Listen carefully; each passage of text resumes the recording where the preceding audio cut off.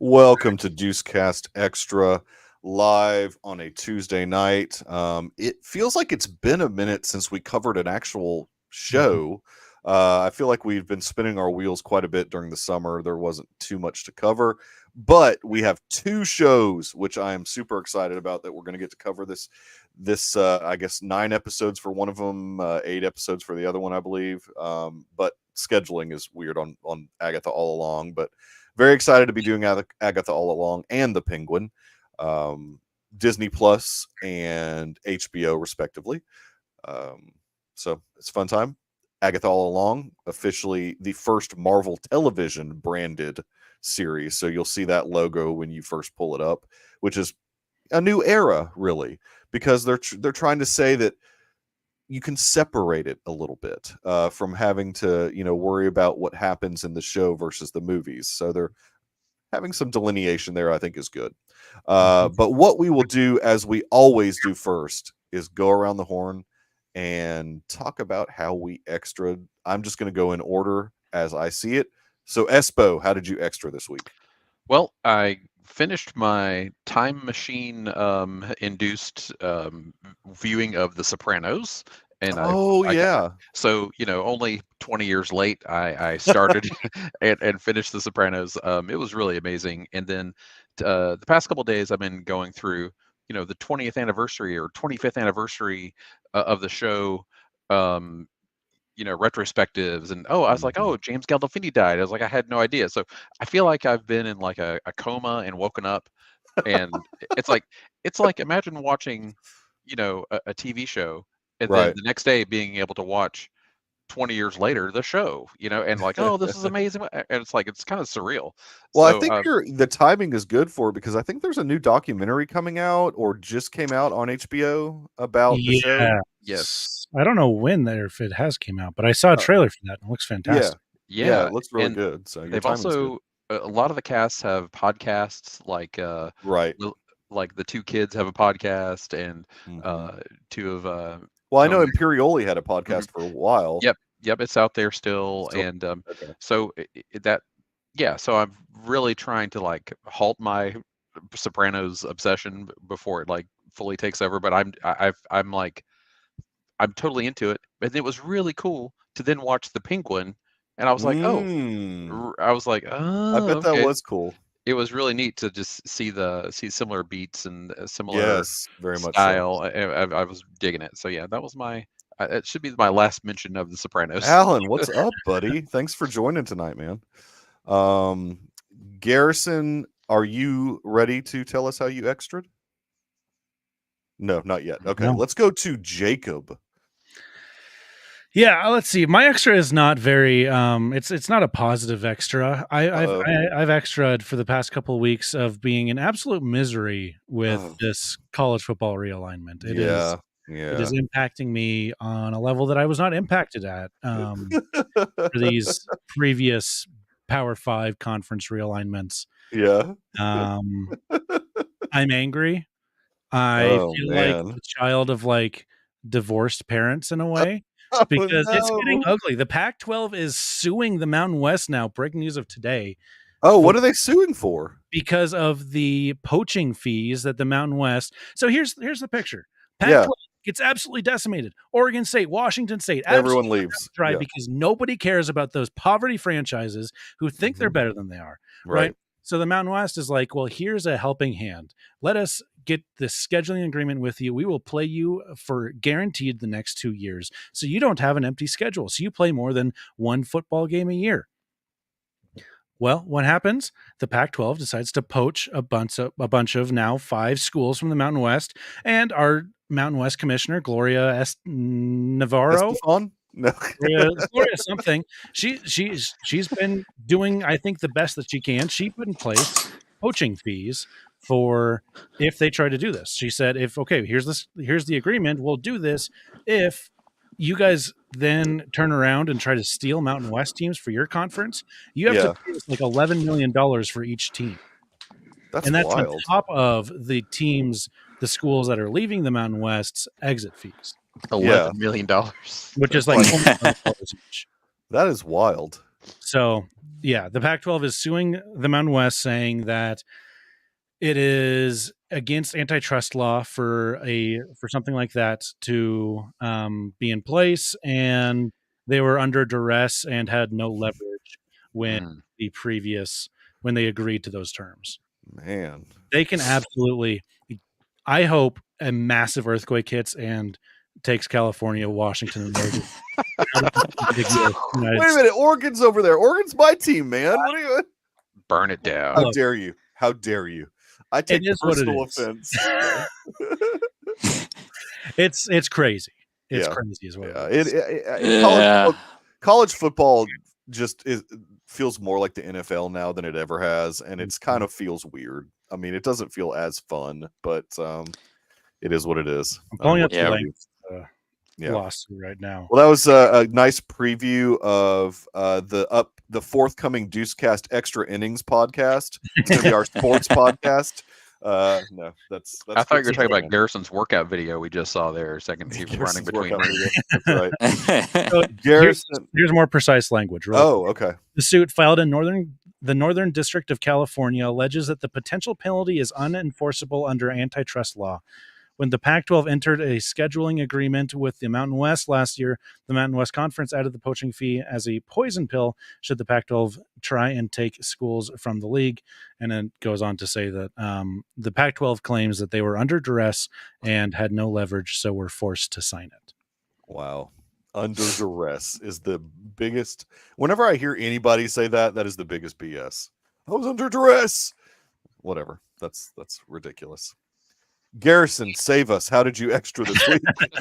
Just to make sure, I switched mics. I sound all right? Is all good? It's a little hot, but you're good. Yeah. Okay. I had it about where we keep it at football levels. I'll turn it down. You're good. Yeah, you're okay. probably good. Yeah, it's a little better. That's better. You're not calling a game. First down and 10.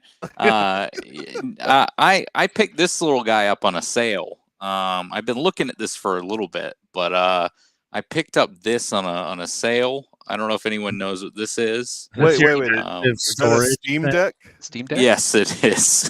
Whoa, dude.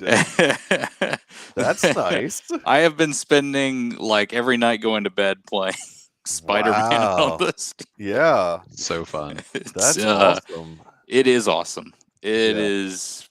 Look, the future is cool in some ways. Can you play any Steam game on that guy? Well, so they have a verification system, which is not perfect. And then there are a lot of older games that do work on there that aren't verified. But a lot of newer titles are not going to work on there. A lot of very, very new titles in the last year or so are not. They're trying to be optimized to work on there, but some of them just don't, and some of them aren't going to work on there unless you put them on super low settings or whatever. But I mean, there's still tons of games to enjoy on there. Yeah. I am not a gamer at all, but I follow a YouTube channel called Tech Fowler. So, and he talks about all the newest like gaming stuff, cell phones, like anything tech he talks about, and he reviewed the new Steam Deck when it came out. And the OLED, yeah. This is the LCD model because it was cheaper. Yeah, that's pretty. I know awesome, the OLED's slightly better, but well, he was doing the comparison to that, and I guess the ROG Ally X, Legion Go. Yeah, he was comparing all of them basically. Yeah, so. Yeah. Handheld gaming has become a thing since Switch came out. People were like, "Oh wow, why don't we put these things in portable form?" Because Switch sold so well. Big time. Switch 2's coming out, right? Switch it should. Rumored. It should be. Well, Nintendo already said they're going to announce it within the end of their fiscal year, which is March 25. So they'll announce something about it before March 25. I like how they announced they were going to announce something about it. That's it was like I've seen some leaks, but I don't know if they were. Yeah, there were some CAD files out there and stuff like that, but and pictures of motherboards and stuff like that. So. Well, my extra, I was trying. We're doing our best to stall for Earl, but he's taking too long, so I'm just gonna have to dive in and do my extra. More about college football if you want. No, that's all right. We're good. That's for the extra innings podcast that we're gonna have later on. But let's see. I went and saw a really great documentary that I freaking bawled my eyes out the whole time. It's called Superman, the Christopher Reeve story. Highly recommend. So good. I didn't know much about Christopher Reeve's life. Obviously, I remember the accident when it happened, and so but I didn't know what type of activism he got into after that, and all of that, and the organization that he started for research for spinal cord injury. And so it was really, and his wife was a saint. And that a lot of sadness around that family. His kids are really good kids. They run the organization now. So he had 2 kids with his first marriage. Well, actually, his first relationship. They never actually got married.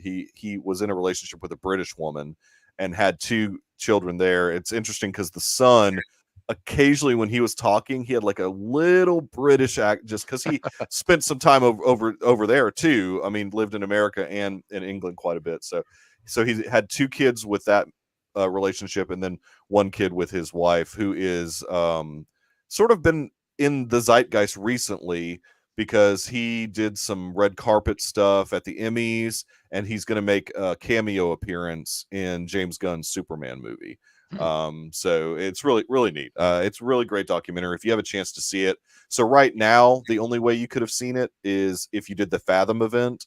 So that was just on the 21st and today, or maybe tomorrow. I think tomorrow. Yeah, tomorrow. So, but it's apparently doing so well that Warner Brothers is considering doing a wider, regular theatrical release of it. And then, of course, it'll eventually be on Max as well. So, I mean, but it's really well done. It's a great documentary. Highly recommend it. I think anybody that has any connection with Superman at all from when you were a kid or whatever, you got to watch it. It's really worth watching. So that is my extra. And let us dive, since we're talking about superhero stuff, let us dive into these superhero-esque shows. We'll talk about Agatha All Along first, because it released 2 episodes, episode 1 and 2. I don't have the titles in front of me. I honestly don't really care. Seekest thou the road? Okay. And Circle Sown with fate, unlock thy hidden gate. Yep. Yes. So obviously lyrics to the song in the song. So all the episode titles are going to have lyrics from this Witch's Road song, which is, hey, way better song than the one that was in the Acolyte. You got to say that at least. I mean, absolutely. 10 times better. It actually was like, their like singing was nice to listen to as well. Well, I mean, this song was it was written by the Exactly. WandaVision duo, the Frozen duo, those guys who are good songwriters. Yeah, the Lopez's. They're solid, catchy songwriters. Yeah, they're good songwriters. When they put stuff out, I'm good with it. It's totally catchy. I was singing it throughout the week in my head, humming it to myself. I even picked up my guitar and learned to play the chords. That's awesome. Where's your guitar? Wow. It's at my house. I'm in my undisclosed hotel room. He's in his undisclosed hotel. Yeah, I mean, the thing that I always worry about, hey, what's up, Ted? The thing that I always worry about whenever you put a song in a show like that is that it can distract from what's going on, but it's such an important part of everything that's going on in the episode. It didn't matter that it felt like it was like 10 minutes of the episode that they were singing that almost, but it wasn't that long. But it was still really, really great. I love it. The only thing that bothered me just for a slight second was it's everything now, and I'm hearing it everywhere. But it's when people are auto-tuned to hell. And I was like, oh my God. They are hitting these notes perfectly. Yeah, right. A little too perfectly. Yeah, it was. They had a reason to be singing it. It's subtly throughout the episode anyway. And then they sing it, and it's just like, oh, it was the antithesis of the Acolytes. The power of many. The entire opposite effect. And I wanted to hate it because there's a lot of things I wanted to hate this show. And I mean, I've got baggage with this show, but look, it won me over. It did. I mean, these first 2. Now, that's not to say that maybe there's going to be some stuff that happens later in this series that totally turns me off from the show. That could happen. But these first 2 episodes, they did the job. They won me over. I mean, and I was a detractor. So, what did you think of it, Roth? Yeah, I liked it. Look, the singing and the melody and tune and whatnot, it all kind of reminded me of like kind of like the dwarves singing in the Tolkien story. Like it was very evocative of that type of vibe, which I'm an absolute fan of. Look, I thought this was much better than I was expecting. Last week I was on here saying this show's gonna suck, like it's be just more Marvel crap that nobody cares about. This show is not bad. Once I kind of understood what was happening with Agnes within like a couple minutes and like why she was like acting so weird and like being a bad actress, like not being good. And I was like, okay, never mind. I understand what's happening. And like the whole title card sequence of like Agnes of Westview, I thought that was very good and kind of threw it back to the WandaVision type of deal. Yeah.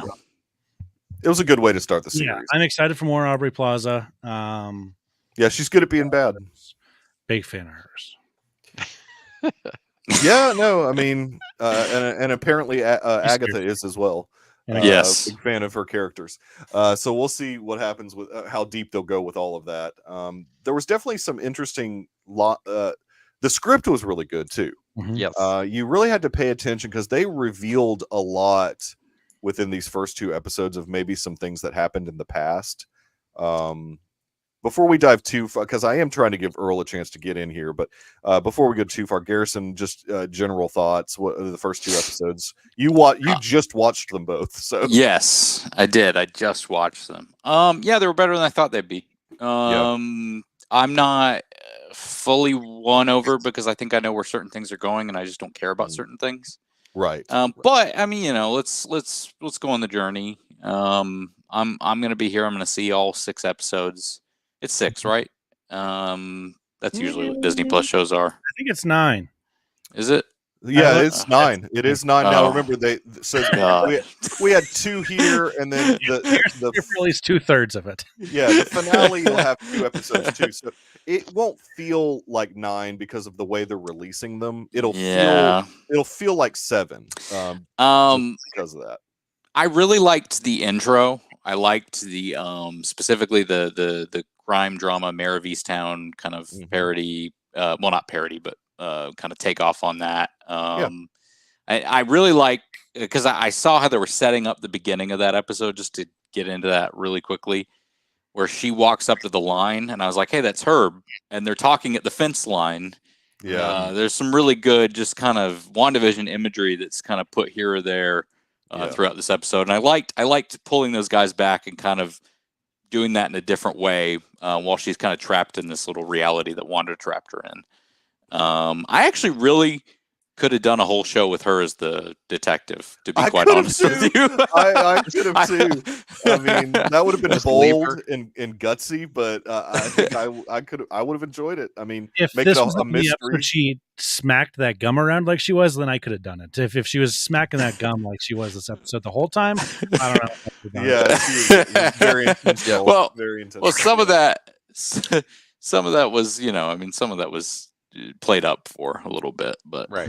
Yeah. So I mean, the continuity is there with the events that happened in Multiverse of Madness. We've got supposedly Scarlet Witch, dead, and we see her body there, and that is the indication to the viewer that Agatha's should be kind of free from whatever stronghold that she was in, but she has to discover that on her own. Yeah, I like that setup of the body that was clearly supposed to be Wanda just from the beginning, even before they showed the red hair and all that. But but they walk up to the body and he's like, "Yeah, I'm sure she's dead." And she's like, "Oh, you never know." Right. Because they're going to bring her back at some point. But I hope that they do it in a way that's not ridiculous, but yeah, they will bring her back. Well, it'll be extra ridiculous. Yeah, it's a witch. I mean, exactly. They called her the most powerful being in the multiverse back. They in the did, day. yeah. So it's like it probably won't be 616 Wanda though, right? It'll probably be like they'll bring back our Wanda. Yeah, you think so? Okay. I don't think people would care if they brought back a different Wanda. That's true. I guess. Yeah, the setup for me was cool. Episode 1 was I watched them like about 4 or 5 days apart, right? I didn't watch them right away. So the setup was cool, and I was like, who are these people? Like, not unknowns, but I knew 3 of them. I knew Audrey Plaza, I knew the girl from that '70s show. Yes, Mary Jo Deborah. Rupp. Mary Jo Rupp. Joe Rupp. And then that was Deborah. You're right. and then but the TikTok crowd is trying to make it be like, oh my gosh, this is the best thing ever. There's that's the TikTok crowd. Yeah, I mean, yeah. So, and that's what I was saying earlier. Like I wanted to hate this because of their reaction. Yeah, that's right. Yeah. But in actually watching some of the pressers for this, Catherine Hahn, her this is not a stretch for her. It feels if it's almost like obviously she's playing a character, but it's not well, she's a good actress. She's a comedic personality. actress. Her personality comes through in this character. Yeah, I think you're quite right. a bit. Yeah. So, and frankly, Aubrey Plaza's real character that she plays on talk shows comes through in this character. I know, right? Yeah, her character, her attitude is coming through pretty well as well. Yeah.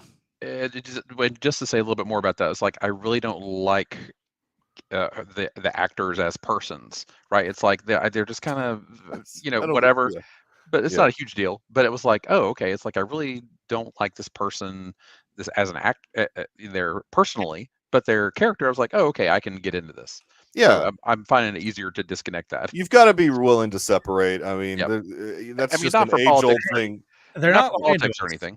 They're not lying to us. This is the gayest MCU I've seen. Well, right. I mean, let's just talk about the elephant in the room. They are. It is that. Yeah, and that's intentional though, and that I'm not familiar with that actor, but I kind of he's doing a good job. He seems like a good actor. The kid that's playing Teen. Isn't he in Heartstoppers or whatever in Heartstopper? Yeah, that's the show that he's known for, which I have not seen. I haven't either. But it's the only other thing he's done. Oh, okay. So he's fairly. Is it actually the only other thing he's done? Oh, okay. Wow. Well, I think he's a pretty good actor then. I mean, I kind of like the character. Now, what's interesting? Oh, good. Here's Dr. Earl. And I'm not making a political statement, guys. It's like I don't like her as a person. Just her delivery, just her affectation, just in general. It's like it's kind of grating.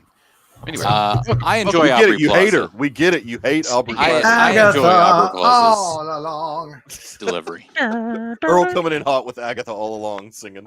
What's up, buddy? She was humming that at the beginning of the first episode too. I loved that in the car. Mm-hmm. She was humming Agatha All Along. As the final I thought she was humming the Witch's Road song. Was she not? No. No. Wait. Down the Witch's Road. We hear It's maybe similar. on the radio. We hear Agatha All Along for a minute somewhere. Maybe that was on the radio for a second or something. But and probably the last time, just saying, oh, here you go, one last time to hear the tune, and because we've got a new song for you, baby, and we're gonna be playing it a lot throughout the series, from what I understand. They're going to lean into that. You're never gonna guess who the teen is, guys. It's such a shock. I can't believe we're saving. There's a lot of nerds that are saying that's yet. impossible, that it cannot be that character because that character never existed in real life. It didn't. So how they have to explain that? Well, but in the comics, she does have a son named Nick Scratch, right? We're not talking about the comics. And we're not even talking about Nicholas Scratch. Who are we talking about then? Wicked or whatever. Who? Nicholas Scratch is the most Harry Potter sounding character name ever. It's Nick, right? Yeah. No, I mean, everybody. Little Nicky. Well, I mean, I think it's Mephisto. Mephisto may be the dad. He had that M on his mouth when he was trying to. I think Mephisto couldn't be upside backs down. him off. Maximoff. Yeah. Couldn't be. It could also be an upside down W. Wanda. Mhm. So many options. Well, yeah, it's gonna be interesting.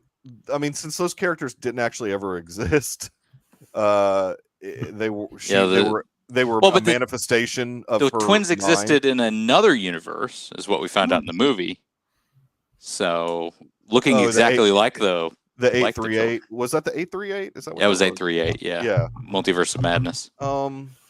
Yeah, so sure, they could come over somehow. I mean, so Sure. whatever. I mean, it's a comic book thing. So yeah. So it'll probably be Billy, but whatever. I mean, I don't think his so. brother? Where's his brother? Oh, you don't think it's Billy? I do think not it's Billy. I think Really? it's pretty... Well, yeah. Yes. I mean, there was some. I think like the German version of the show. If you turned on the subtitles, it said his name. No. Did it actually? I saw that on Reddit or something that somebody said if you turn. Wait, I didn't even know that. No, I've just. I mean, he's been rumored to play Billy for like years now. So the European, yeah, they messed up or something, and it. But he never existed. Exactly. Well, you got to you explain that. I mean, he didn't exist in the comics either, technically, and then I mean. No, this look. Steve, we're not saying it's not dumb.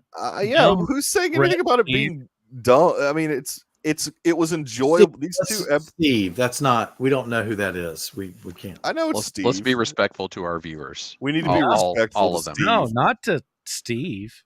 I will never be respectful to Steve. It's a Palpatine. I only respect Rhett. I don't respect Steve. Yeah, that's if Steve showed us a little bit more respect, then maybe. No, he does. Steve has no capability. He's a Palpatine. He has no capability of showing respect to anyone, and he will never do so. If only Rhett would come back. But only. Yeah. I know he's not watching MCU shows right now. I'm sure he has a very. I can hear him furiously typing away right now. So morons. Let's talk about this character. Skywalker. What do we call this Scratch Nick Scratch thing? Yes. So one line that I heard, and that she probably sacrificed her child for a specific reason at some point. There was a mention of that in the episode, that she was a fan of sacrificing children. Now, it was a throwaway line, but there's no such thing as a throwaway line, really. I mean, so it could, and she obviously has this room untouched, so she's mourning the loss of this character that she had to sacrifice. That she had to sacrifice for be part of a coven, some specific reason, right? Exactly. So that I'm sure we'll get more of that later, but Garrison seems to know all about it. What? Nick, do you know all about this character? What you're gonna do with it? Not really. Nicholas Scratch isn't Wanda's kid. It's Agatha's kid. It's Agatha's kid. Yeah. Yes. Now remember, she went in that room and there was a picture. Well, and the rabbit's name is Senior Scratch or whatever. Scratchy. Show. Yeah. Yeah. So, I mean, maybe the kid's the rabbit now. Who knows? But oh, that's now. Did we talk about the beginning yet? Have we talked about the Mayor of Easttown type of situation? Yeah. Agnes of Westview. And Garrison said he could have watched the whole series be like that, just like have a mystery of Wanda Vision or whatever. Yeah. I like that. So did the rabbit make it to the road, or is the rabbit still in the house? I don't know. I think he had the rabbit it in his hands. So, but not when he went to the road, did he? I think he put it down. I think he put. I don't know. Yeah, because he had it outside with them, and then he went inside and he didn't have it again. If that was her kid turned into a rabbit, she would care more about it. She just kind of left. Maybe she doesn't remember. Interesting. Well, I hope that's not. I hope it's something more nefarious. I have no idea. I don't know the plot to the show other than a few details here or there, but a few details here and there. But Earl, what were your thoughts overall of the 2 episodes?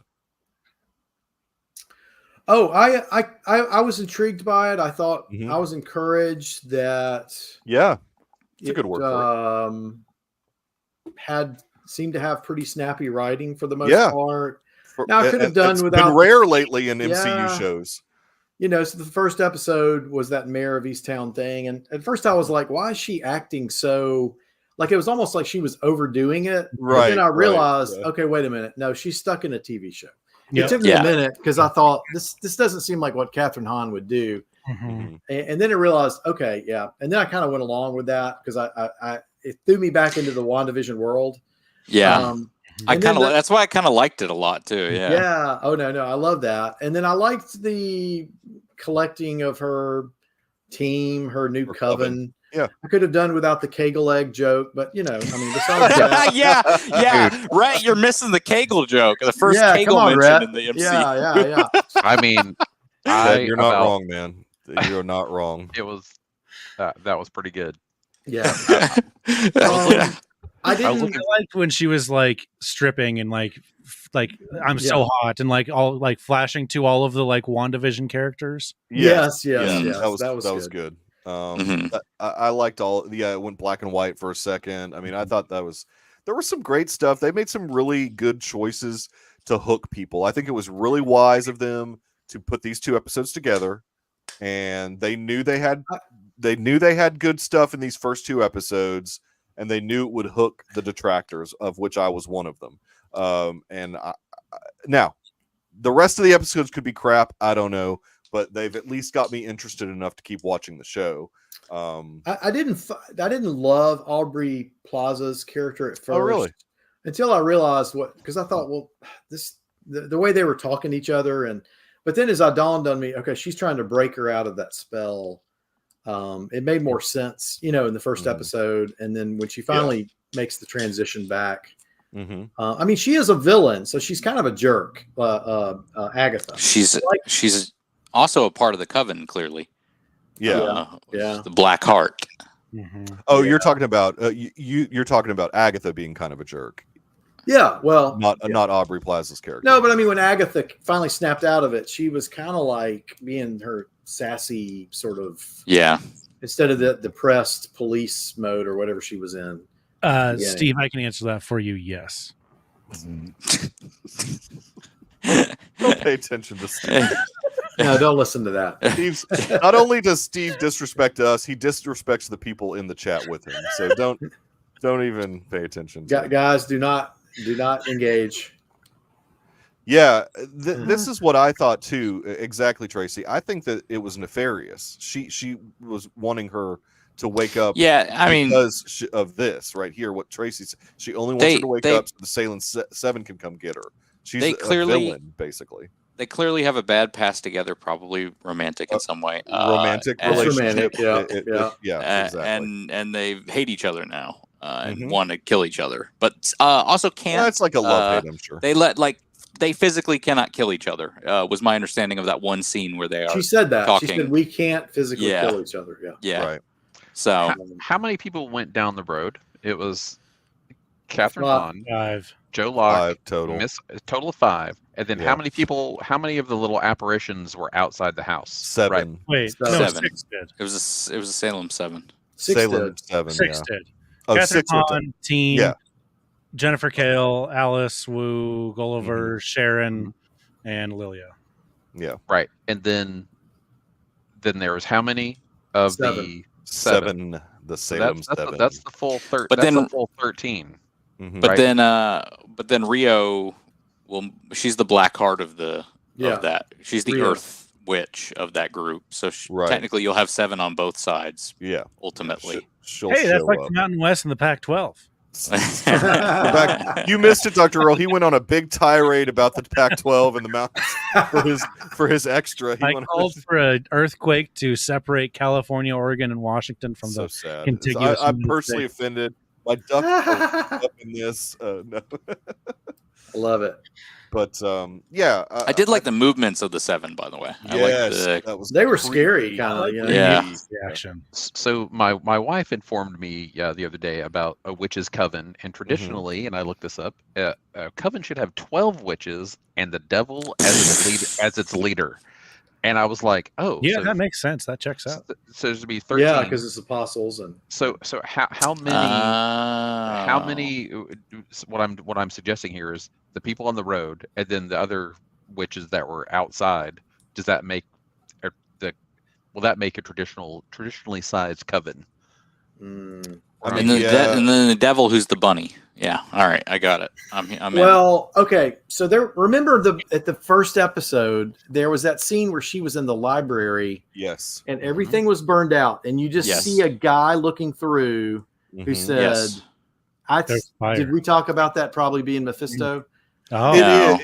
I it think that's probably Mephisto. is. I think it is Mephisto. It looked like yeah. Fisher Stevens, honestly, but Well, it's not. It's the somebody actor. else. Okay, well, hopefully I liked the burned bookshelf. And was then cool. like one of the books on the right, I could clearly see the only one word on any of the books that were burned, and it was murder. Yeah. That was and, it. and Tracy's right. So they are missing one. They're No, missing divination was the lady they picked. So. well, she means of each, like of witch. each. Oh.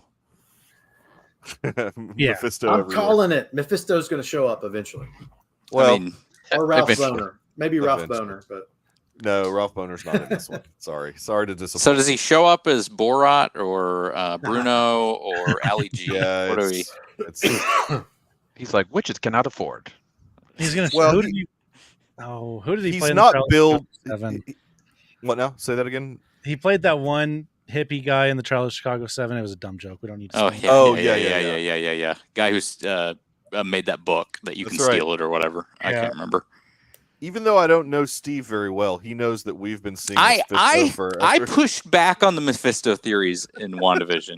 I And I will wasn't say that involved I in actually think that there's a legitimate chance he probably is involved here. If Yeah. he's not, it's a real missed opportunity because I guess he's supposed to be an Ironheart also, which makes Yes. no we don't know sense. who that was. Look Well, into no, that. Ironheart is magic versus tech. That's the whole premise of the show. Okay. So Well, interesting, but we'll get that We'll cross that bridge when we'll cross that bridge when we get to Ironheart, whenever that will be. Hey, but Marvel's yeah, back. Marvel's back, baby. I think so. I mean, Maybe. I think that at the very least, the showrunner, what is it, Jay Schaefer, Jack Schaefer? Jack Schaefer. Yeah, Jack Schaefer. She at least knows how to do these Wanda type shows. She's at least Yeah. good at that. It That- worries. Go ahead. Matt Shackman really. Rhett, that's not true. I thought it was Shuma Gorath in Multiverse let of him- Madness. Oh, you're letting Steve get to you, man. Don't He's let him Yeah, get but in it was your head. it was Gargantos instead. Sorry. Don't say his name. He'll just multiply. that's right. That's If you right. say his name 3 times, he'll Don't do it. multiply. Don't do it. Exactly. Don't pay attention to Steve. He's just trying to get under your skin. But yeah, I think that the showrunner is at least going to be successful in landing sticking the landing on this show. I mean, based upon these first 2 episodes, I think she has a pretty good story in mind. The writing's been sharp. There's a lot of stuff you need to pay attention to. So I don't know. I like and Catherine Hahn's such a good actress. She's doing great in this. I mean, I really, really like her. And Aubrey Plaza is a good foil. I don't know.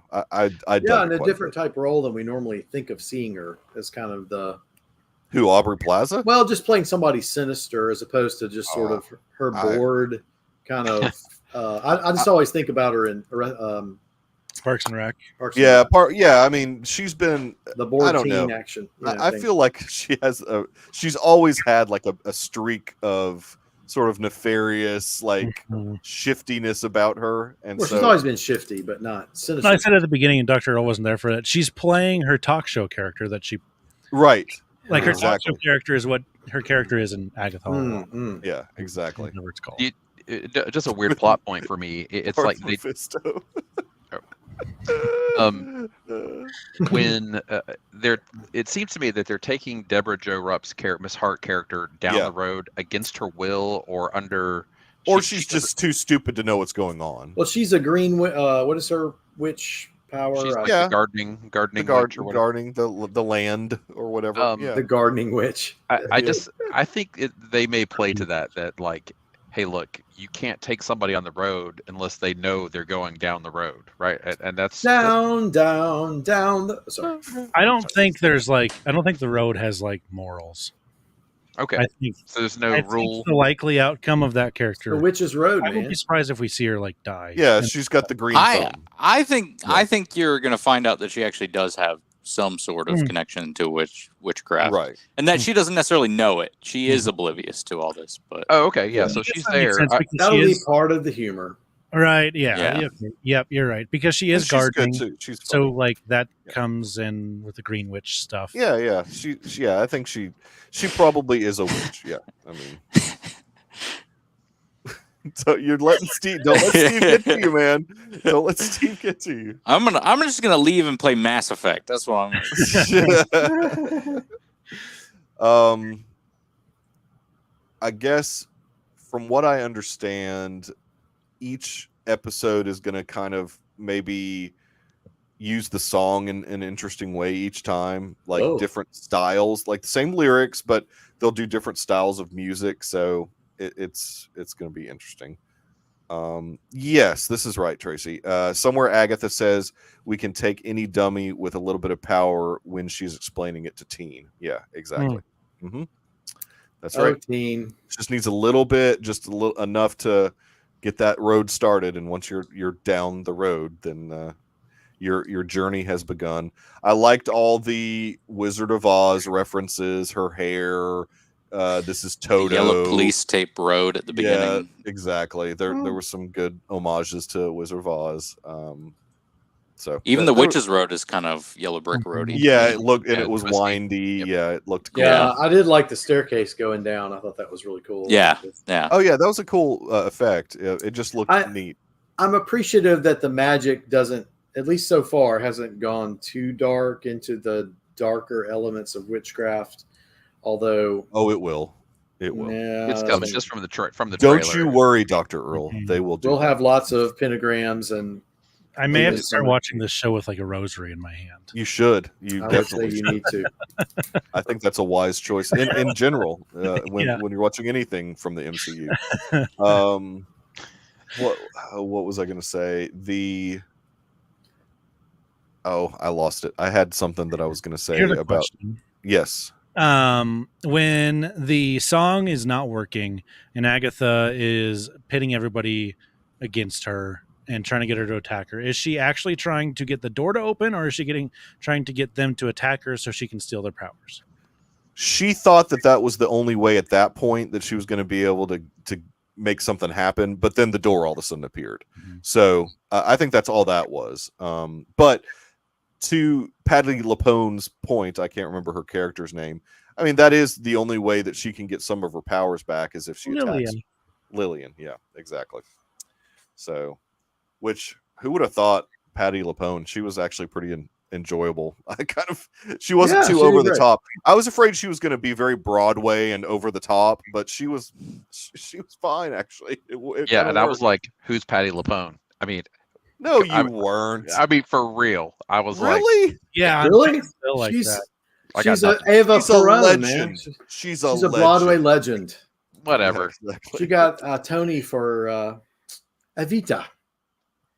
Don't cry for me, Argentina. That stuff. Yes, yep, that's her, the original. And then in a younger form, of course. Of course, yes. And she's had a couple other things, but I'm just not as familiar with those. But she had some TV work. I'll listen to your Tony recap show, Earl. And the Tony recap show. Come over to the pretentious corner, and we will. All right. Well, any final thoughts on these first two episodes before we dive into the Penguin? I want to see more. Yeah. Yes. Yeah. Mm-hmm. I'm hoping. I still have the sinking feeling that the show is going to get far worse. And what do you mean by worse?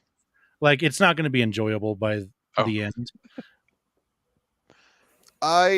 It's possible. I mean, they've started strong and derailed things before, so I think that the things that I was worried about will come to fruition, and so maybe my enjoyment of the show will wane a bit. But if they keep the writing sharp and the acting's been good and they tell us a good story, then I can maybe overlook some of the things that I'm concerned that we'll have to endure through these episodes. That's the most like I can't really. That's say a very diplomatic way of talking. Yeah, it's a very diplomatic way of me I'm saying. tracking. I put myself in my own shoes just a few months ago when we started The Acolyte, and we're all like that for those first 2 episodes, not bad. Oh, okay. This could be a good we were not all like those first 2 episodes. I think a lot of us were like, okay, this is better than we thought it was going to be. I think again, we're all like, this is better than we thought it was going to be. Tracy. That's right. The good thing is that we don't have that actress who played Vanessa Rowe in this show.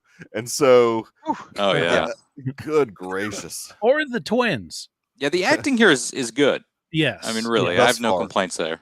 Thus far, Yeah. yes, I agree. Yep. My only fear is I'm not a huge horror fan, and from the trailer, there's going to be some of that. There's going to be seems a lot of it maybe. It's so a show we'll about see. witches, so there'll be some of that. We'll I see. think they're not going to totally go full bore. They won't go they won't go too far. But It's still a preview, Disney show, right? Michael, tell me it won't be that scary, please. Hold me. We'll come over and hold your hand. I don't think it's going to be. I don't think it's going to be like a horror film. No, It's going to be like Saw 7. Yeah, no, I don't think we're going to go that way. Blood and body parts everywhere. You know how the Salem 7 sort of did that quick moving thing? They'll have some of that like horror tropes, like with witches, and but it won't be like The Conjuring. I don't think they're going to try and have jump scares. I mean, they might have a there light. might be a couple. I think that's what they would have is jump scares, and not necessarily like stuff like The Conjuring or something stuff like that. The Conjuring, where you're like, I don't want to like move right now. Right, exactly. It's not going to be like super scary because even though they might build the show as being more adult, they know kids are going to be watching it because it's an MCU show. So I don't think they're going to go too like crazy. They'll just they'll just try to indoctrinate in different ways rather than scare them. Yeah. Nice choice of words there. There you go. I'm not walking around it anymore, Tracy. But anyways, let us jump into all right, hour 2. Come on. Let's go meet our good friend Oz Cobb. Oz Cobb, which Garrison absolutely hates that the character is named Oz Cobb. They are it's Oswald Cobblepot. Thank you, Earl. Oh, that's right. Thank Earl was you. on here last week. Thank Come you. on. Right. What in the Hey, world? Earl, these people need to stop being embarrassed to be comic book adaptations. No, That's all I got to say. They gotta let. And again, I'm okay if he's like doing it to try to be cool, but say his name is still Oswald Cobblepot, but I like to go by Oz Cobb or something. Whatever. Right. But no, his mom said you're Oz Cobb, so their last name is Cobb. It's not Cobb. I know. It is Cobb. It is. That's the way they're going with the character. It's a travesty. It is what it is, guys. I mean, I would like to put it into the learn record to love it is all I'm going to tell you to do. that I am also upset with it. I just like to push Garrison and Dr. Earl's. Yeah, exactly. Let's all vote. Who's upset? My enjoyment of the so definitely a tonal shift from Agatha. A very different. This is a hard R show. Oof, yeah. Very much like. Well, wait. Was the movie rated R also? No. It was PG-13, wasn't it? It was just a hard 13. Yeah. I saw an interview with Matt Reeves saying, "Yeah, well, we were allowed to say some things on this show." Yeah, they went hard R with it. He said, "When we go back, it's going to be PG-13 again, so we'll have to, But when he dropped the first when whoever dropped the first F-bomb, I was like, "Well, there's our one." And I was like, "They're going to keep it like PG-13ish," and then they just kept coming. I was like, "No, it's a gangster show." It's HBO. Yeah, he shot the guy. I was like, "Oh, yeah, this is mature." And I'm the only person who hasn't seen the Batman and just finished watching 6 seasons of The Sopranos in a row for like the past month. So I'm like, oh, this is kind of normal. This is normal programming. You're right in. Well, it is. It's just a gangster show, really, in some ways. But yeah, I think so. But with a flavor of Gotham, I like that. I think Kristen Milotti is freaking amazing in this. I have not seen her in many things, but she is great. She is. She's really good. Yeah, exactly. The Hangman. Yeah, what's they're calling her. Well, yeah, that's what. Yeah, she was called when she was in Arkham or whatever. But man, that the preview. after the episode, some of the stuff that she gets to go crazy and do, and oh my gosh. Oh, I didn't even see the preview. Goodness. Well, they have, you know how HBO shows always Yeah. give you the preview of the next episode, and then they do the making of, which I loved the making of. Matt Reeves has a really weird voice, though. Yeah, has he a does. very He's always had strange that weird voice. He's Yeah, also yeah. older than I thought he was going to be. Yeah, he is quite a bit older. Yeah, I mean, he's a JJ guy, so those guys have been around for a Yeah, while. he was around JJ's age. Yeah. Yeah, so they're And all yet buddies. still younger than me, surprisingly. No, I think they might actually be No, older I don't than know. I don't know. Maybe so. Maybe so. or around the same age, maybe. I thought Oz looked much more like Colin Farrell. I could see the Colin Farrell in him. Oh, really? more so than I could see the Batman. Let me think Just- about that. They I left don't the know, eyes because, open, like, right? Yeah, and like I don't know if it's because it's like on the TV and it like this show's a little bit brighter than the Batman was. That could be. And I only watched the Batman in the theater. I don't think I ever watched it at home. Yeah. So I think that's part of it as well, where I'm able to I'm a little closer to the screen than I am in a theater. And I do love that they started with the aftermath of the Yes. Oh yeah. I think you flood or- had to. Yeah. Yeah. I mean, you have to mention Spoiler it has to be alert, a there's a part of your. flood, Brian. He watched like a YouTube thing about the Batman, though, okay, didn't you? okay. Yeah. Mhm. Yeah, so I you came sort up of with caught up Timothy. like the events of what happened in the Batman. See, what happens in the Batman is they decided to actually make a detective Batman movie for once, which is awesome. And That's then the true. movie seems like it ends, and then it doesn't, and then it goes on for about 30 minutes more, and that's when the explosion happens. That's when the explosion happens. Yeah, exactly. Gotcha. But yeah, this is definitely going to be more on the street level, Street. more Yeah. about the Mulroneys, and the gangster side of, and the Falcons. So it's going to be like Falcons the and war. Maronies, yeah. Yeah, it's going to be the war about and sort of Penguin in between all of that, with the kid that I hope gets cast eventually as Miles Morales, because I think that kid looks just like what Miles Morales would look like in live action. Got a small window for that. A yeah, very small window. He's getting older. Yeah. He's a good actor. I thought Oh, he did House well. Falcone. I don't know. I like Clancy Brown a lot. I might be House. Yeah, I do Falcone. too. I do love I don't Clancy know. Brown. He is so awesome. And I love when he's playing these like darker, just sinister roles. He's just got this like vibe about him that is creepy, man. I kind of like how the show treats almost Penguin as not as I don't know. We just don't see him formulating all the plan until right at the end, where we're like, oh, he was putting a lot of this in motion. Right. We see him, as almost Kind kind of of this. bumbling around a little bit. Yeah. And then kind of when it all I'm comes about to together, see you're this. like, oh, this guy is he's a little more put together than we think. Right. Now And he's got that waddle and that walk. I love the walk. Yeah. I Yeah. love the walk. because that makes it clear why they call him Penguin. Yes. Colin Nose- Farrell's got it nose down. prosthetic is fantastic as well. Yes. Yeah, it is. yeah. And I It like is. the close up where they took the picture of Steve Palpatine's foot taking his sock off. Just perfect. Steve Palpatine. Yeah, I mean it was everything about it was really well done. Now the trope of the mom, I'm a little like it's over that trope in shows of having the mom. That be went the on a little one- too long, and honestly, Not that scene. Not that she's not a good actress or anything like that, but I'm just tired of having the overbearing mom trope. Just like Andor had the overbearing mom. I mean, there's always like every show nowadays has to have this overbearing mom that Joker had- emasculates. Yeah, that emasculates their son or whatever, and just it gets a little old. Well, for she me. was telling them to quit being and Yes. and step up and She was take trying your to place. right, but it's clear that he is. She like was gangsta. subservient to her though. Like she's like, yes, mom. I mean, that type of She thing. go hard. She did. Yeah, she is not the sympathetic, loving mother. You think Right. it's going to go that way, and then all of a sudden she turns and grabs him. And it's like, Right, Yeah. right. Yeah, I mean that could. we don't know, Tracy- Tracy. That's Yeah, I think we're going to get all some. those. Yeah, Kapow. No, I Yeah. like the planning, Garrison, like you said, like he had that extra Yes. Volvo and the money hidden at a different house and different Yep. cars. It's very clever. But He's when you're he's not a watching the dumb man. Yeah, but when you're watching the episode too, I mean, a lot of it seems like he's stumbling into this, or not really. Like Mhm. why is he messing this up with Maroney? It doesn't really seem like he's doing a good job here. But he plants the ring, and he plants the body later while he's getting tortured. I mean, there's a lot of good planning here from the Penguin.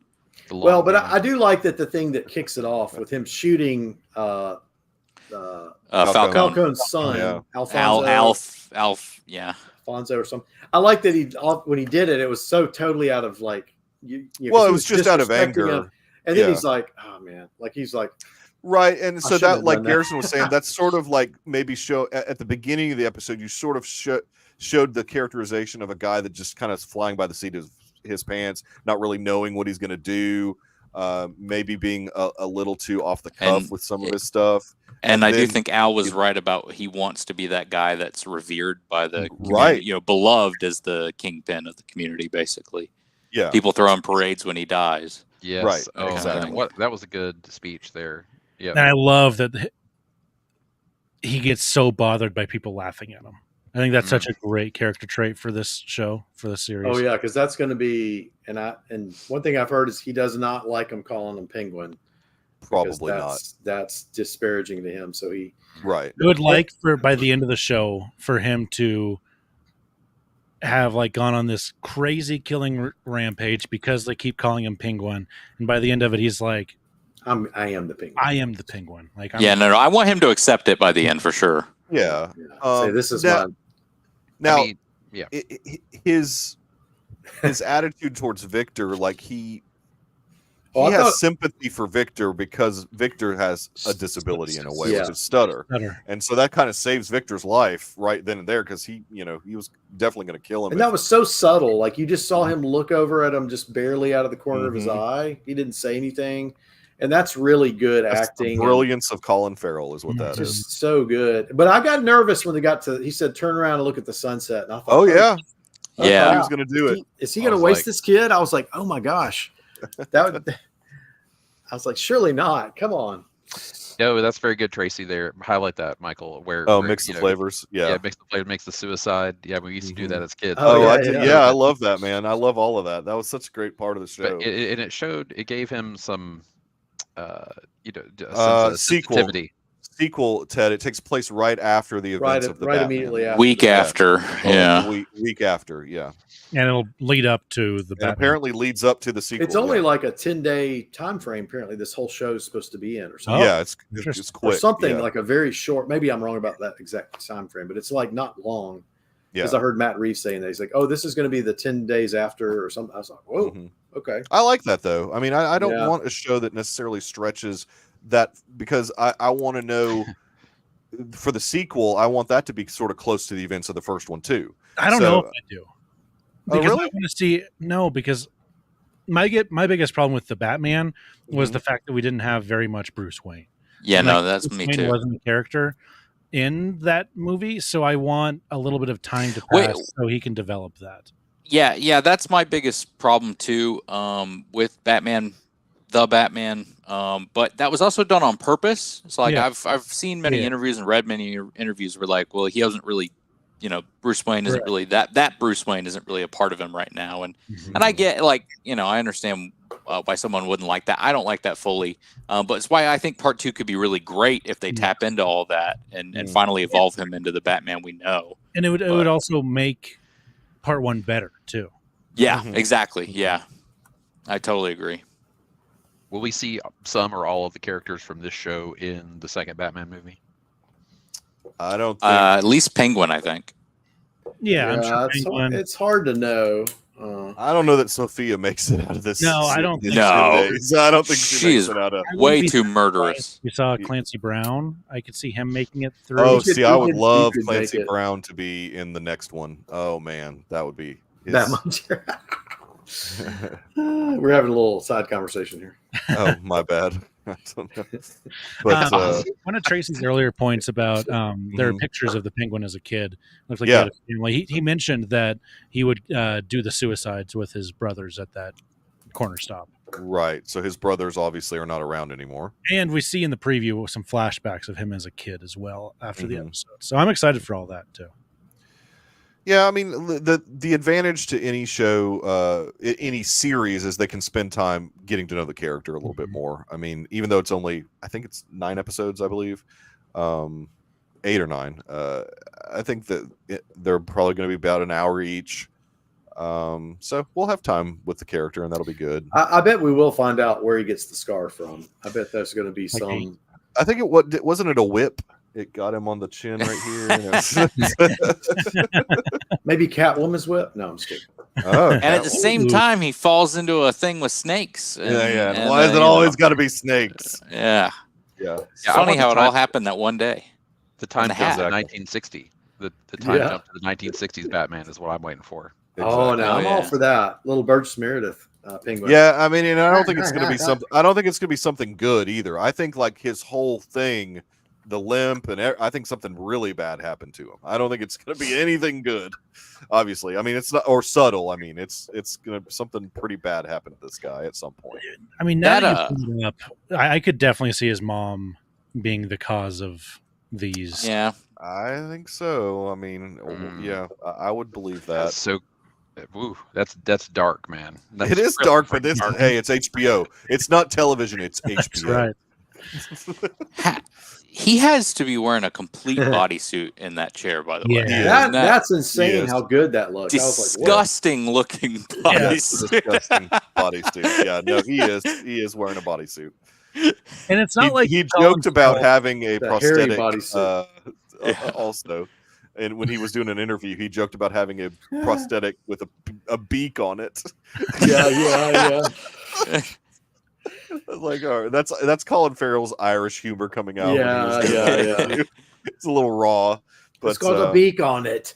It's like a bird. Yeah, when they were cutting into the arm. Yeah, exactly. Oh man, that was rough looking, but it's all part of the plan. It's all part of his. He's smarter than Now, he's a smart guy. He didn't. I think he's street smart. He's street smart. I don't know if he's like because his plan originally was to run away, and then when he was convinced not to, his mom was like, "Man, the only way to get Sophia off my trail is for her to be torturing me and me to pin this on the Maronis." Yeah, exactly.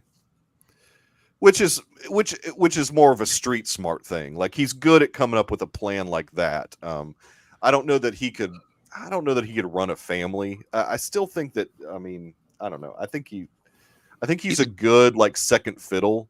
But he's a captain. I feel like he's doing it on the fly, and he's gonna just finally get to the point where he is all of a sudden in charge of his own thing. I think But just because there's a power vacuum with maybe, I don't know.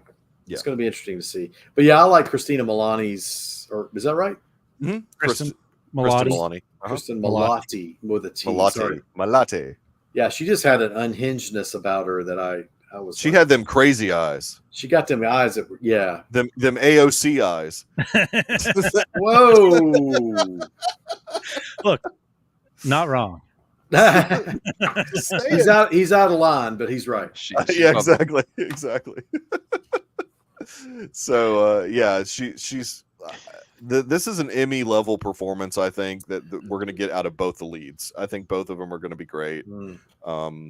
They will not be able to deny Colin Farrell an Emmy nomination for this role. I'm not sure that's even him in the makeup. Who knows? You think it's like is this a Pedro Pascal situation? Yeah, we don't. It's not even really him, dude. They should have had like a non-abled person play this part. Then, Michael, we can't have that. That's true. You're very right. I forget that we can't have somebody that the makeup is the disability. It has to be real. It's got to be real. Man, that foot was nasty. Wow. I'm remembering back now to the Oscars for 2023. Right. The Batman lost to the Whale. Yes. For makeup and hairstyling. Not have won. And I was like, okay, both are like, that was a toss up in my mind. That could have gone either way. Yeah. I mean, I was happy that Brendan Fraser got that award because I think that was probably his last chance. Oh yeah, I'm not talking about acting. I'm talking about makeup. And hairstyle. Oh, the makeup and hair. Well, yeah. But I also wanted Colin Farrell to win. Yeah. An Oscar really badly. Yeah. I was bummed that he didn't. He's a good actor. Yeah. We will probably be having a tournament similar to that during Oscar season. His whole Ilata scene in the Batman is, I mean, it's hilarious. Yes, it is. Basically explaining to Batman that it's Spanish, and he's like, I need to rewatch the Batman just so I can remember. Like, I feel like he was had a Exactly, little Ted. more humor element to him. It's actually Brendan Wayne in the makeup, just like in Mando. It's not Pedro Pascal. It's not. It can't be Colin Farrell. It's Brendan Wayne. Good Yeah, there stunt you go. double. That's awesome. He's doing all the work. The eyes are just CGI'd in. So we don't have the second episode of this until the 29th, which is this coming Sunday. Obviously, I mean, son of a. Yeah, that was an interesting one. I don't know why they chose, because there wasn't any big event that was going on this past Sunday. So I don't know why they chose, unless they were really trying to, I don't know, be aggressive to get. Why not just release it on the Sunday to start with? I mean, I know it was kind of weird. I wonder if Thursday's a bigger TV watching day, so they're trying to. It did really well. It did better numbers than anything that's come out this year so far. And this is football season too. Yeah, that's true. So Sunday nights are a little different. Well, that's a good point. Yeah. In America. But yeah, it is Sunday from now on. Yes. I'm okay with it moving to Sundays, Dr. Earl, because that means we get more time to soak in the glory of Rings of Power. Yes. That's right. Yes. Yeah, because that's a Thursday show, right? Yeah. Right. Yeah. I don't need anything to compete Thursday with. at 1 a.m. Oh, gosh. Yeah. Sauron is on the move. Mm-hmm. He is on the move. Well, any final thoughts on this first episode? I mean, I like it. And again, Totally as the only non-Batman watcher, I'm digging it. It's like I don't have to know every intricate plot detail or family or whatever. Yeah, I mean, I recapped what you needed to know anyway. So they did. I did scan the QR code on the elevated on my phone, and I was like, oh, what is this? What is this all about? So that probably means nothing to you, but that looks very much like the Riddler dark web stuff from the movie. So yeah, it was still active. It's actually the same website, but it with new content. Yeah, so, it would be fun to have in this show at some point, like him just looking up at the TV and he sees Batman's maybe doing some stuff, like arresting some criminals, and he's like, "That son of a." I think Reeves has already said he's not going to be in the show, I'm okay with not seeing Robert Pattinson in the show, just, but just seeing like a reference to Batman news report. Looks like the Caped Crusader made another. Oh, okay. Maybe something where it's kind of on the periphery, but just like he's like, that guy. I mean, Yeah, I mean, because you would think logically, when all the gang stuff, the gang war starts between these two families, that Batman would be around for that. I mean, you would think that he'd be interested in maybe not letting that just go totally crazy. So we'll see. I mean, hopefully they will do something like that. Yeah, maybe he's off doing something with the Justice League. I was going to say maybe he's at an important meeting at their Justice League space station. Yeah, even though Matt Reeves wants nothing to do with any of the other, or he's just laying in a dark room looking up. But really, James Gunn doesn't want that Batman either. So James Gunn wants to have his own Batman. Which is not confusing at all. We've got like 3 different. I don't think it's that confusing. I think it's not, but it's still silly to me. I mean, we need another origin story. Quick public service announcement. Yeah. The Batman is $12.99 4K on Amazon right now. Oh, I've already got it. So I think I'm going to be picking it up once we log off here. That's a good price for it. I mean, I've already got that one. It's good on 4K. It's a great watch. All right. Well, Espo Off the Grid can generally be found hanging out with Dr. Earl in the Deucecast. Both those guys are mostly off the grid, except for the Deucecast. Dr. Earl was making waves in there today with his crazy posts. I don't even know what you posted, but the Monocle Mob, baby. The Monocle Mob book. That's right. The handbook for the Monocle Mob. But if you are interested in knowing more about the Deucecast, you can always email us at thedeucecast@gmail.com. I can throw you some information. Garrison, where can people find you on the interwebs? You can find me on Twitter at GRyfin3, GRYFUN3. You can find me on Letterboxd at GRyfin. I think that's about it. I'll be here Tuesday nights. That's right. 2 shows for a while, and then 1 show for just a little bit. But I mean, the rest of this year is going to be packed, guys, because we've got more Yellowstone coming. We've got Skeleton Crew coming. Never heard of it. Gonna be packed. We'll figure it all out, though. We will cover Yellowstone. I'm not just gonna get rid of Yellowstone. We've got to continue covering that. Is this stuff. the last half of the last season or something? Yeah. But then there's spinoff shows coming. So don't you worry, Dr. Earl. The Yellowstone verse will continue. In forever. It'll never stop. As long as Paramount has money in the bank, they will be giving it to Taylor Sheridan. As long as Taylor Sheridan can cook those steaks or sell those steaks. I was about to say, he's cooking something. He's the 4-6's steakhouse in Vegas, baby. He's actually got the steakhouse there. Roth, the mercifully short episode of Good Day for a Movie podcast for The Forsaken. Was that the name of the movie? Forsaken, yep. Oh, just Forsaken. Just Forsaken. I probably won't be watching that, but it's funny. Don't. Funny to hear you guys talk about it. I thought that was awesome. I think it was under half an hour. Yeah, it was 29 minutes exactly. So it was good stuff. What is next? I mean, I hear Tate is out of the country for a while. Tate is gallivanting, or as I tried to say, gallivanting in Europe for 3 weeks. What? Started in Portugal. He's in Switzerland right now, on his way to Oktoberfest in Germany. Until his money runs out, then he's busking. He's just going to busk. Yeah, exactly. So yeah, it's just the Jacob and Sage show for at least another couple weeks, probably. Next up, after this episode of Forsaken came out yesterday, we are reviewing St. Elmo's Fire. Going with a little old school, man. That's right up Earl's alley. Hate it. Well, isn't Demi Moore in that? Yeah. Did you say hate it? Actually, because the technical connection for Forsaken was Demi Moore. She was in about 5 minutes of the movie. Yeah. Kiefer Sutherland was in much more, who is also in A Few Good Men. So I was like, okay, Sage, your actual connection was Kiefer Sutherland. I'm using Demi Moore. We're watching St. Elmo's Fire. Yeah. There's rumor that there's a sequel in the works. Oh, no. Really? They are, that documentary came out this year, so they all think that they're back in the zeitgeist. Yeah. And they want to make St. Elmo's. David Dollar's the only person that watched that documentary. Pretty much. I haven't had a chance to watch it. I do want to watch it, but in America. Tracy thinks you're going to hate it. She said, fantastic film, and then she said, you'll hate it. Oh, I don't think I will. I think Sage will. I'm a lover of 80s movies. I love The Breakfast Club. Tate and Sage did not. So, Breakfast, this one, I don't want to ruin the movie for you or anything. This one's even more melodramatic than The Breakfast Club. Oh, okay. Well, not much hope. There's a lot of, this is the beginning of the melodrama. It is pretty, but it's well done. I think it's well acted, and all the people have good chemistry together. The emotions are a little telegraphed. Yeah, it's not my favorite of the bunch, but it's been a long time since I've seen it, and I saw somebody recently say that like the characters are just so unlikable. Yeah, and that's what I remember. Yeah, most of them are. Andrew, what's his face? Andrew McCarthy's in it. I think James Spader's in it, if I'm not mistaken. What's the one with? I love Rob Lowe, so I'm excited for Rob Lowe's in it. Yeah. Yep.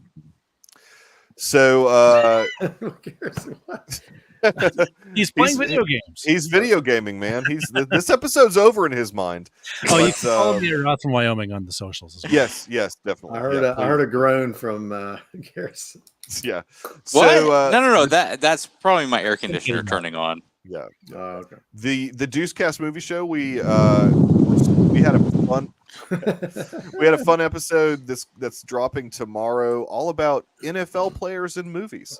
I figured, it was the first we recorded on the first day of fall. It was a fun one. We talk about NFL I'm excited players in movies. Did you talk about St. Simon's Island's own Jim Brown? We did. We definitely did. We can't talk about the episode. We have a running back who played for the Bills. He came up. Oh, Yeah, was he the Bills? Yes, he Yeah. did come Yes, up. O.J. Simpson. Yeah. Yeah. Yes, he came up. Running Yeah, back? look, No, stop! Wait, stop all the talking ones about you're this. You thinking of guys, came well, up. all the ones there's not that many. So There's not that many. What about who's the guy that makes the stop longest the yard? episode now. Okay, Michael. we're gonna say it. Okay, no, we will definitely be back next week though, covering episode 3 of Agatha All Along and episode 2 of the Penguin. The chat was lit this episode. Really appreciate it. Ted, Tracy, even Steve Palpatine. It was fun to hear from Steve. Good to have I him. hope he's doing well. It seems like he has some mental health issues that I hope he's getting taken care of. Steve, we're praying for you. His foot. I don't even know if problem he's needs here to be fixed. anymore. Bless your No, heart, he- Steve. We're praying for you. We He are. hasn't We're praying for commented in a Steve. while. No, he got tired because we weren't paying attention. In to his That's what words, we probably lulled him to sleep. Yeah, exactly. Yeah. Exactly. So really appreciate anybody that happens to catch this episode later on. Please give us a like, a follow, a mash the bell, a comment, anything to help us get the algorithm going on these shows. I'm sure there's lots of other shows covering it, but they don't do it as well as we do. That's what I'm saying. This is the place to be for both Agatha All Along and the Penguin. But until next week, I hope everybody has a great week. Go watch a movie or some TV or something fun. Talk to y'all later.